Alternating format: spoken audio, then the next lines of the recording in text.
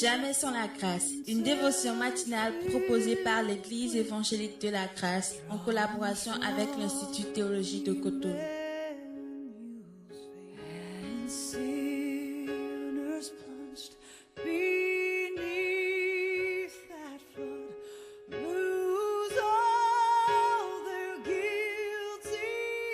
Bonjour chers amis, chers internautes, encore une nouvelle journée, une nouvelle provision.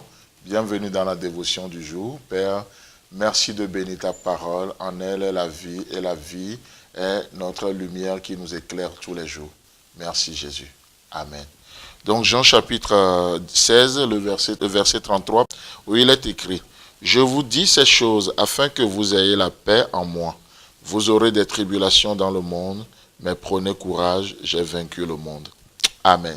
Donc, hier, on avait commencé à parler de ce merveilleux verset, un verset qu'on n'aime pas trop entendre aujourd'hui, surtout la deuxième partie, mais je suis désolé, c'est ce qui fera l'objet de notre dévotion de ce matin. Voilà. Pourquoi? Parce que vous parcourez la Bible d'après les érudits de la parole de Dieu. Nous avons en tout 7633 promesses dans la parole de Dieu. Et vous savez quoi? Ce verset de Jean chapitre 16, le verset 33, fait aussi partie des plus merveilleuses, des plus précieuses promesses que nous avons reçues de la part de notre Seigneur. Vous aurez des tribulations, c'est une certitude. Je ne suis pas un prophète de malheur, mais je ne fais que juste lire ce que la Bible déclare comme promesse aussi sur nos vies. Promesse pourquoi? Parce que notre Père Céleste a un objectif derrière toute chose. C'est intéressant de voir ça. Tout ce que Dieu fait, tout est fait pour un but. Même le méchant est fait pour le jour du malheur. Il n'y a rien qui est laissé au hasard. Tout est soumis à l'appréciation du Père Céleste. Et il dit, vous aurez des tribulations. On n'aime pas du tout ce genre d'évangile aujourd'hui, n'est-ce pas? Les tribulations, tout sauf ça. Et du coup, de plus en plus, on a des prophètes, des gens qui se lèvent juste pour nous chatouiller les oreilles avec des messages qu'on a naturellement envie d'entendre. Mais laissez-moi vous dire, mais pourquoi Dieu permet parfois des tribulations dans nos vies? Pourquoi il permet toutes ces choses? J'ai trouvé la réponse juste en lisant un document un peu sur la santé qui parlait au fait du système immunitaire de l'homme.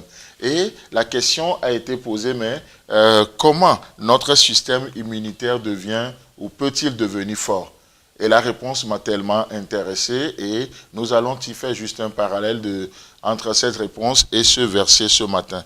Il est dit que notre système immunitaire devient de plus en plus fort, de plus en plus solide quand il est agressé de tous bords et de tous côtés.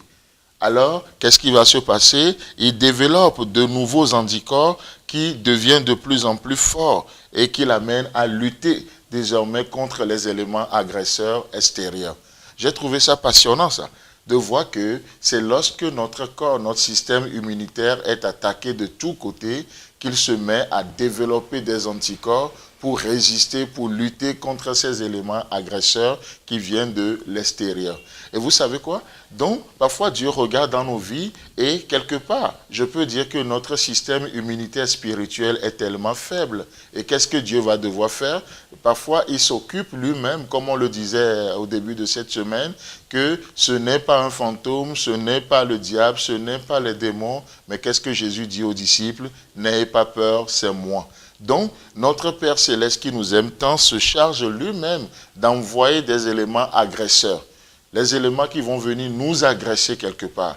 Et donc, du coup, quelle doit être notre réaction? Ça ne doit pas être le découragement, ça ne doit pas être la peur, ça ne doit pas être la négativité, mais notre système immunitaire, lorsque nous nous approprions des promesses de Dieu, alors c'est comme nous sommes en train de développer des anticorps pour résister maintenant à ces éléments agresseurs. Et d'ailleurs, un élément anticorps que Jésus donne aussi dans ce verset, c'est quoi?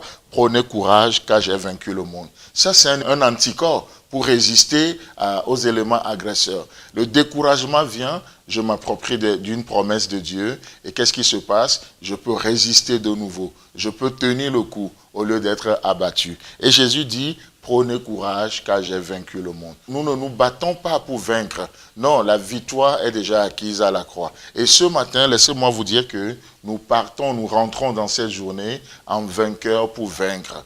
Non, l'issue de la bataille ne dépend pas de ce que nous allons faire ou pas. Nous partons en vainqueur pour expérimenter la victoire acquise à la croix.